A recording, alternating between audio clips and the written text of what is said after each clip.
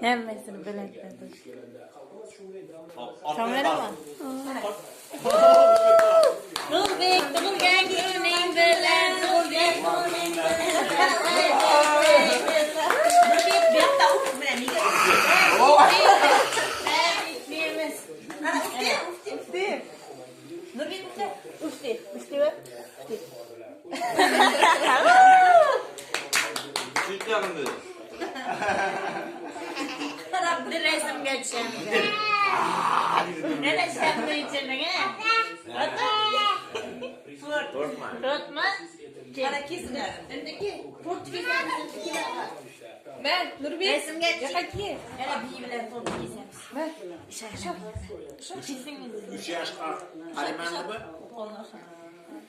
Просто 2 yaş oluyor. 2 yaş oluyor. Tut. Ben o kasancı Şey mi gidecek? Der yanlış. Valla Türkiye'de şu ölüp kılıp uruşup ölüp gelesi ve tadı şunu üflemedim diyor. Hem mesela bir çitten karşı yağıp üflet. İlk kamyonun mu? O yürüyünce şu yakılıp şurada yağasandı. Şöyle zor eken. Sınav attı ya o. Sınav attı. İlk 2 yaş. 2 yaş. 2 yaş mı? O Nurta, Yerkata 2 yaşın kutlu olsun. Pazardan 200 demez hatta. İşte bir şey var ne kesesi. Gülüz etti miydi? Gereğinden takmır bitmiş.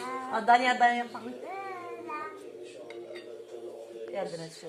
Kaçık tıklan. Doğum günün kutlu olsun. Şunu koyuverme ya Türkçe koş.